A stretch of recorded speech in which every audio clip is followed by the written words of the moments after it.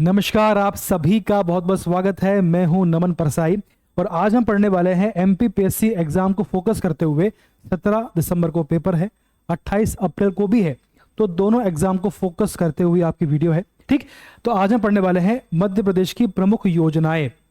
किसके क्षेत्र में? शिक्षा संबंधी, यानी शिक्षा के क्षेत्र में सरकार द्वारा शुरू की गई प्रमुख योजनाएं आज हम डिस्कस करने वाले हैं। ठीक, इसके पहले देखिए हमने ज्योग्राफी के कुछ नोट्स लॉन्च किए हैं, जैसे आपका वर्ल्ड ज्योग्राफी है, फिजिकल ज्योग्राफी है और इंडियन ज्योग्राफी है। बहुत ही शानदार नोट्स हैं, बहुत ही कम प्राइस में अवेलेबल हैं। नंबर आपके सामने है 9424486903 पर कॉल करिए। आपको सैंपल हम सेंड करेंगे। यदि आपको अच्छा लगता है, यदि आपको पसंद आता है तो आप कॉल करके इसको मंगाइए। बहुत लाभ आपको इसको मिलने वाला है। एमपीपीएससी एग्जाम में किस तरह से आपको पढ़ना है उसी के अकॉर्डिंग हमने नोट्स को तैयार किया है। इसमें वो सब कुछ है जो आपके लिए आवश्यक है। ठीक, तो बिना टाइम बर्बाद किए नोट्स मंगाइए और पढ़ाई शुरू करिए। चलिए आगे बढ़ते। सबसे पहले जो आपकी योजना है उसकी बात करते हैं। उसका नाम है मुख्यमंत्री गांव की बेटी योजना। ठीक है, इसमें 12वीं कक्षा में अगर आप फर्स्ट डिवीजन पास होती हो तो आपको ये इसका लाभ मिलेगा। 12वीं कक्षा प्रथम श्रेणी में उत्तीर्ण बालिकाओं को पात्रता है। ठीक, तो 12वीं कक्षा, इसकी शर्त क्या है कि 12वीं कक्षा में आप होना चाहिए। उसमें आपके जो रैंक है, आपको जो मार्क्स आए वो फर्स्ट डिवीजन के आना चाहिए, तभी आपको इसका लाभ मिलेगा। प्रत्येक ग्राम की सभी वर्ग की, सबके लिए है ये, SC ST OBC सामान्य, सबके लिए योजना है ये। छात्रावास प्रवेश में आपको प्राथमिकता मिलेगी। इसमें पाठ्यक्रम हेतु छात्राओं को प्रति माह 500 रुपए इसमें दिया जाएगा, पाठ्यक्रम के लिए ना, आपके सिलेबस के लिए। तकनीकी व चिकित्सा क्षेत्र, यदि आप पाठ्यक्रम की बात करोगे तो आपको 500 मिलेंगे। तकनीकी व चिकित्सा शिक्षा की बात करोगे तो आपको 750 मिलेंगे इसमें। ठीक है, इस प्रकार से आपको इसमें हेल्प। ठीक, तो बेसिकली मुख्यमंत्री गांव की बेटी योजना की शुरुआत कब हुई थी? 2005 में। क्वेश्चन ऐसे भी आते हैं, क्वेश्चन ऐसे ही आते हैं कि जो आपकी योजना इसकी शुरुआत कब हुई है और इसमें किसके लिए? तो सभी वर्ग की कन्याओं के लिए है ये। बस आपको 12वीं में आपको फर्स्ट डिवीजन पास होना है, आपको इसका लाभ मिलेगा। ठीक है, चलिए आगे बढ़ते हैं। अगली आपकी योजना है स्वामी विवेकानंद कैरियर मार्गदर्शन योजना। ठीक, बच्चों को एजुकेशन के माध्यम से उनको कैरियर मिल जाए, उनका जो कैरियर बन जाए। एजुकेशन इस प्रकार से दिया जाए कि रोजगार और स्वरोजगार के क्षेत्र में वो आगे बढ़ सके। ठीक, देखिए क्या इसमें, तो भैया 2005 और 2005 में इसकी शुरुआत होती है। क्या इसमें देखो, इसमें काम का ये है कि भैया एमपी सरकार के अनेक कॉलेज के विद्यार्थियों के लिए संचालित किए, बेसिकली किसके लिए है ये? विद्यार्थियों, कॉलेज के विद्यार्थियों के लिए योजना शुरू की गई है। ठीक है, एमपी में जो कॉलेज है उनके विद्यार्थियों के लिए इसको शुरू किया गया है। बात क्लियर है? 2005 से शुरू की गई स्वामी विवेकानंद कैरियर मार्गदर्शन योजना है ना। 2005 और 6 में शुरू हुई है। प्रवेश के छात्रों को रोजगार एवं स्वरोजगार, रोजगार और स्वरोजगार के लिए कौशल उन्नयन के अवसर दिए जाते हैं। जो आपकी स्किल है उसको डेवलप करने के इसमें अवसर आपको मिलते हैं। इसके बाद इसमें फोकस होता है कि बच्चे को इस प्रकार से डेवलप किया जाए कि वो उसको रोजगार मिले या फिर उसको बिजनेस में भी वो आगे बढ़ सके। प्रदेश के 200 कॉलेजों में स्वामी विवेकानंद कैरियर मार्गदर्शन प्रकोष्ठ की स्थापना की गई है। प्लेसमेंट उद्यमिता सेवा के माध्यम से लगभग 2.5 लाख विद्यार्थियों को इसमें ट्रेनिंग दी गई है। मतलब इसमें सिखाते हैं कि आपको किस प्रकार से जॉब करनी है, किस प्रकार से आपको अपना बिजनेस आगे बढ़ाना है, आपको किस में रुचि है, आप उसमें कैसे काम कर सकते हो। हर तरह से आपको इसमें गाइड किया जाता है ताकि आपको आगे समस्या ना आए। ठीक, तो आपकी योजना है ये जो आपके कॉलेज में विद्यार्थी उनके लिए शुरू की गई है, रोजगार या रोजगार या स्वरोजगार के लिए। टाइम आपका है 2005 और 6 के बीच में इसको शुरू किया गया है। बात क्लियर है? चलिए आगे बढ़ते हैं। अब देखिए अगली आपकी योजना है कन्या साक्षरता प्रोत्साहन योजना। 2006 में इसको शुरू किया गया था। इसमें आपको बेसिकली ये जो योजना है ये बेसिकली SC और ST कन्याओं के लिए है। ठीक, तो इसमें आपको 6वीं 9वीं और 11वीं कक्षा में प्रवेश के लिए 500 रुपये, 1000 रुपये, मतलब क्रमशः 6वीं में आपको 500 मिलेंगे, 9वीं में प्रवेश में आपको 1000 मिलेंगे और 11वीं में प्रवेश में आपको 3000 का आपको स्कॉलरशिप इसमें मिलने वाली है। ठीक, तो SC ST महिलाओं कन्याओं के लिए है। शुरुआत हुई थी सन 2006 में। बात क्लियर है? चलिए आगे बढ़ते हैं। अब देखिए अगला आपका है वन क्षेत्र में एकलव्य शिक्षा विकास योजना। देखिए इसमें बहुत सिंपल सा है कि वन क्षेत्रों में निवास करने वाले तेंदुपत्ता संग्राहकों को के होनहार बच्चों को धन अभाव के कारण, देखिए क्या होता है कि वन क्षेत्र में जो तेंदुपत्ता संग्राहक होते हैं, कौन होते हैं? तेंदुपत्ता संग्राहक। तो उनके बच्चे काफ़ी होनहार होते हैं, लेकिन धन के अभाव में वो पढ़ नहीं पाते। तो उनके लिए हायर एजुकेशन की व्यवस्था करने के लिए इस योजना को शुरू किया गया है। तो कभी आपसे क्वेश्चन आ गया कि भैया एकलव्य योजना जो है वो किसके लिए है? तो तेंदुपत्ता संग्राहकों के बच्चों के लिए शुरू किया गया इसको, है ना। और इसकी शुरुआत हुई है 2010 और 11 के मध्य में इसकी शुरुआत की गई है। ठीक है, अब देखो इसमें व्यावसायिक शिक्षा के लिए 50,000 तक का अनुदान या स्कॉलरशिप की इसमें व्यवस्था की गई है। देखो क्या इसमें योजना में व्यावसायिक कोर्स के लिए विद्यार्थियों को वार्षिक 50,000 रुपए की सहायता राशि इसमें दी जाती है ना। अब देखिए इसमें अगला आपका है गैर तकनीकी मतलब कि नॉन टेक्निकल स्नातक विद्यार्थियों को 20,000 रुपए की इसमें व्यवस्था की गई है।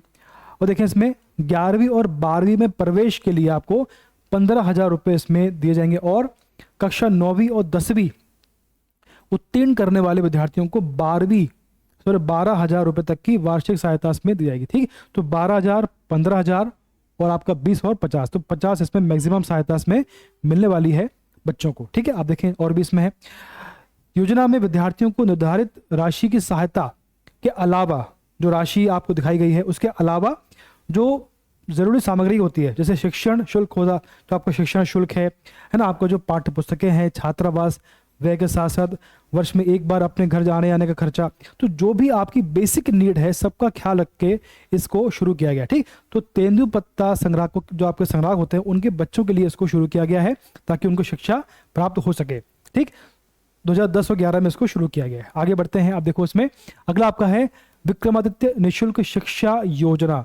तो 2008 और 9 में इसको शुरू किया गया, इसके मध्य में इसको शुरू किया। ठीक, मध्य प्रदेश सरकार द्वारा सामान्य वर्ग के बीपीएल बच्चों के लिए, बीपीएल मतलब बिलो पॉवर्टी लाइन के मेधावी छात्रों के लिए इसको शुरू किया गया है ना, को स्नातक स्तर पर निःशुल्क उच्च शिक्षा हायर एजुकेशन प्रदान करने के लिए शुरू की गई एक योजना है। ठीक है, विक्रमादित्य निःशुल्क शिक्षा, तो ये बेसिकली सामान्य वर्ग के बीपीएल वर्ग के बच्चों के लिए की गई है। ठीक है, इस योजना के तहत छात्रों को प्रतिवर्ष अधिकतम 25,000 की आर्थिक सहायता प्रदान की जाती है। और देखें इसमें जो आपकी पात्रता है, क्वालिफिकेशन, वो क्या देखो इसमें सबसे पहला आपका है छात्र जो है मध्य प्रदेश का मूल निवासी होना चाहिए, पहली शर्त ये है। सेकंड शर्त है छात्र सामान्य वर्ग का होना चाहिए, ना कि SC ST का, OBC का। ठीक, छात्र ने 12वीं कक्षा में न्यूनतम 60% मार्क अर्जित किए हों तभी इसको उसका लाभ मिलेगा। और छात्र के अभिभावक की वार्षिक आय 54,000 से ज्यादा नहीं होना चाहिए, तभी आपको इस योजना का लाभ मिलेगा। ठीक है, तो आप विक्रमादित्य निःशुल्क शिक्षा योजना फॉर सामान्य वर्ग। ठीक है, चलिए अगला देखें आपको प्रतिभा किरण योजना। इसमें बेसिकली जो शहरी क्षेत्र में जो कन्या रहती हैं उनके लिए शिक्षा की इसमें व्यवस्था की गई है। शहरी क्षेत्र की बालिकाओं को उच्च शिक्षा हायर एजुकेशन के लिए प्रोत्साहित करने के लिए उच्च शिक्षा विभाग द्वारा इसको, जो आपकी हायर एजुकेशन डिपार्टमेंट है उसका ये नवाचार, उसका इनोवेशन है। गरीबी रेखा से नीचे जीवन यापन करने वाली शहरी छात्राओं जो हैं वो इसके लिए पात्र होंगी। प्रतिभा किरण योजना के तहत शहरी छात्रों को 500 प्रतिमाह की दर से 10 माह तक, यानी कि 5,000 आपको मिलेंगे 10 मंथ तक, मतलब 500 प्रतिमाह, और 10 महीने मिलेंगे आपको, तो आपके 5,000 हो गए।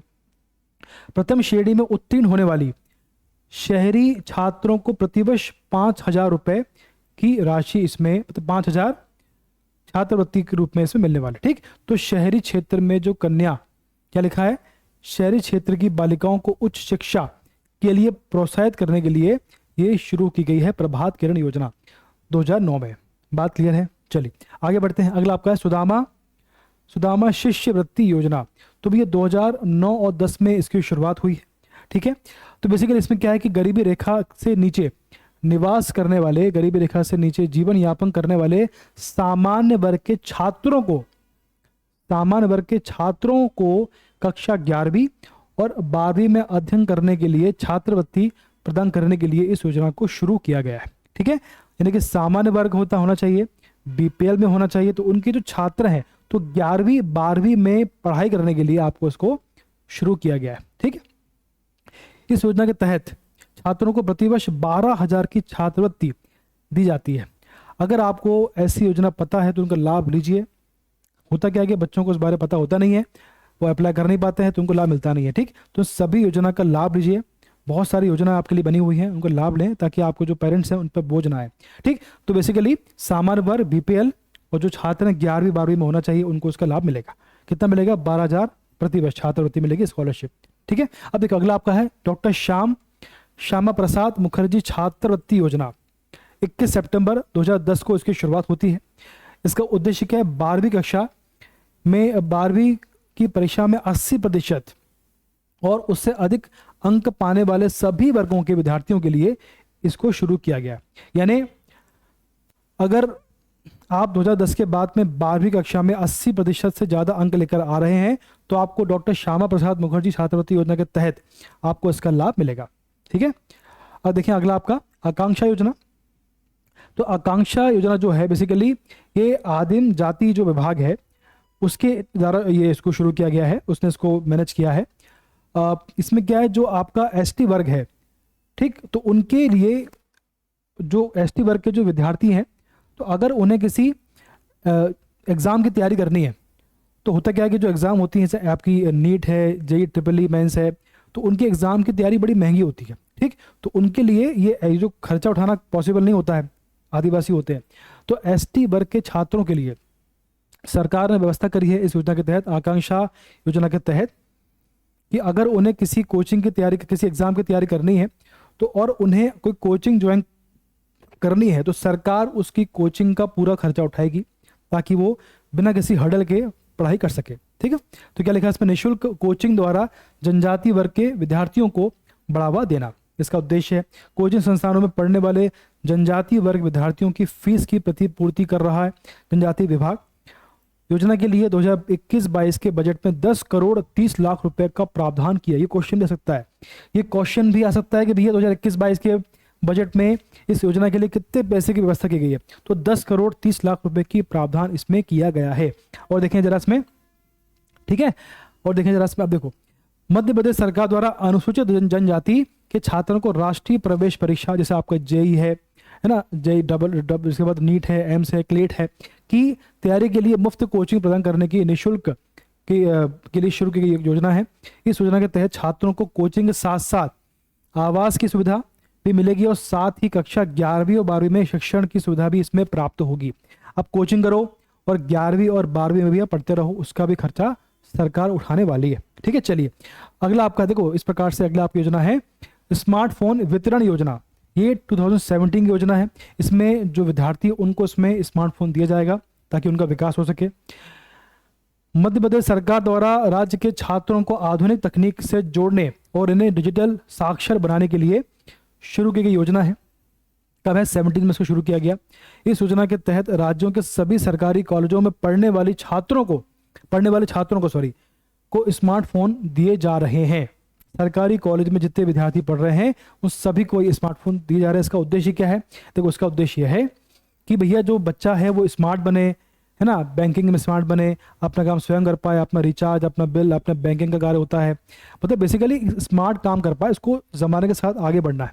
तो सामाजिक रूप से समानता आ पाए। देखो क्या इसमें छात्रों को आधुनिक तकनीक से जोड़ना है। जो तकनीक इस देश में चल रही है उससे जोड़ने के लिए इस योजना को शुरू किया गया है। क्या है? डिजिटल साक्षर बनाना है आपको।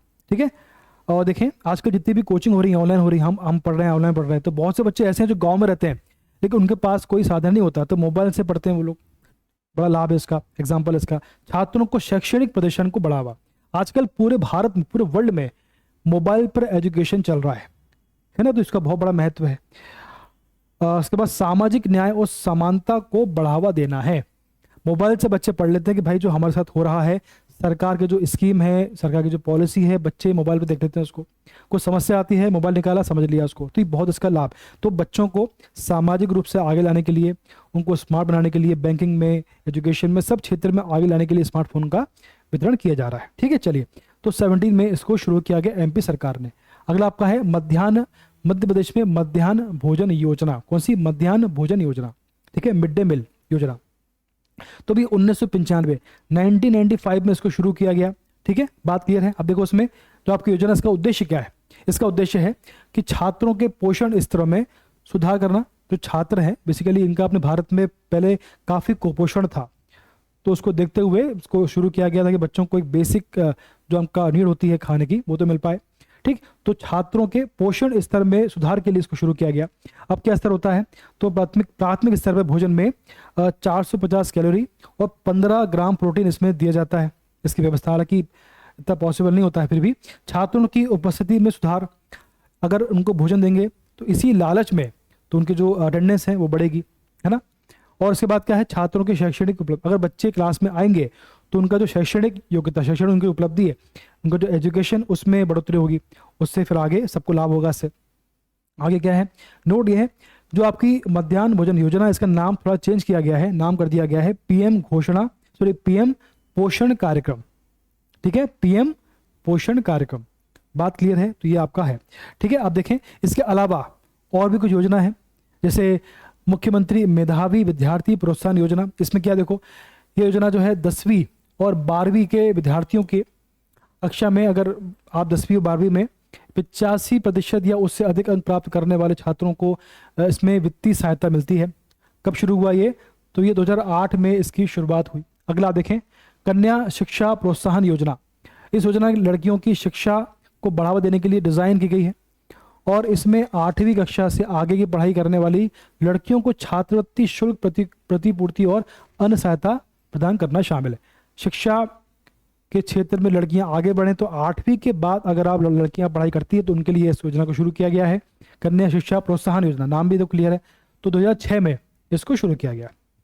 ठीक है, अनुसूचित जाति जनजाति छात्रवृत्ति योजना। इसमें क्या देखो, इस योजना में अनुसूचित जाति और जनजाति के छात्रों को उनकी शिक्षा जारी रखने में मदद करने के लिए डिज़ाइन की गई है ना, बेसिकली SC ST के लिए, ताकि वो अपनी शिक्षा छोड़ ना पाए, शिक्षा आगे बढ़ते रहें। इसमें छात्रवृत्ति शुल्क प्रतिपूर्ति और आवासीय शुल्क सुविधा। इसमें बेसिकली होता है क्या, जो SC ST महिला होती, लड़कियां होती हैं, वो आर्थिक कारण से अपनी पढ़ाई आगे कर नहीं पाती है, पूरी कर नहीं पाती, तो उनको सपोर्ट करने के लिए, ताकि अपनी पढ़ाई वो ना छोड़े, ना मिस करें, तो उनको सपोर्ट करने के लिए इसको शुरू किया गया है। इसकी शुरुआत हुई है 1950 में, 1950 में ये शुरू हो चुकी है। मुख्यमंत्री शिक्षा उन्नयन अभियान। इसमें क्या देखो, यह अभियान मध्य प्रदेश में शिक्षा की गुणवत्ता में सुधार लाने के लिए सरकार द्वारा शुरू किया गया एक बहुआयामी कार्यक्रम है। इस अभियान के तहत कई पहलें शुरू की गई हैं, जिनमें शिक्षकों का प्रशिक्षण है, स्कूलों का बुनियादी ढांचा मजबूत करना और शिक्षण सामग्री का विकास करना। भाई इसमें ये देखा गया है कि जो एजुकेशन होता है बहुत सी चीज़ों पर डिपेंड होता है, जैसे आपका शिक्षण, आपका जो क्षेत्र कैसा है, आपका जो इंफ्रास्ट्रक्चर कैसा है ना, आपको जो शिक्षण सामग्री कैसी मिल रही है आपको, और जो आपके टीचर हैं जो आपको पढ़ा रहे हैं उनका खुद का कैसा लेवल है, तो उनमें अगर टीचर का विकास होगा तो बच्चों का विकास अपने आप हो जाएगा। ठीक, तो टीचर का विकास करना, जो आसपास का माहौल है, जो आपका इंफ्रास्ट्रक्चर, उसको डेवलप करना, और जो सामग्री है, शिक्षण सामग्री, उसको इसमें ध्यान रखा गया है। तो 2010 में इसको लॉन्च किया गया है। मुख्यमंत्री बाल शिक्षा संबल योजना। क्या भैया यह योजना जो है गरीबी परिवारों के बच्चों को स्कूल भेजने के लिए प्रोत्साहित करने के लिए डिजाइन की गई है, और इसमें माता पिता को वित्तीय सहायता प्रदान करना शामिल है। इसमें माता पिता को वित्तीय सहायता देते हैं ताकि वो अपने बच्चों को स्कूल भेज सकें, स्कूल भेजने में आनाकानी ना करें। तो ये इसको 2013 में शुरू किया। भी देखा गया कि बच्चे जो हैं पढ़ना चाहते हैं लेकिन पेरेंट्स की इतनी व्यवस्था नहीं है कि बच्चे को वो स्कूल भेज सकें, तो उनके लिए, ऐसे पेरेंट्स के लिए वित्तीय सहायता देते हैं ताकि वो अपने बच्चों को स्कूल भेजें, वो बच्चों का जो एजुकेशन का सपना है पूरा हो पाए। तो भैया 2013 में इसको शुरू किया। ठीक, तो इतनी योजना जो हमने पढ़ी है पर्याप्त है, बहुत सारी हैं, लिखिए इनको, बार बार याद करिए, जो आपका सन है उनके अकॉर्डिंग को अरेंज करिए, बार बार पढ़िए, आपको याद होना चाहिए, एग्जाम में क्वेश्चन यहाँ से आते हैं। ठीक, तो आज के लिए तब पर्याप्त है। धन्यवाद, बेस्ट ऑफ लक।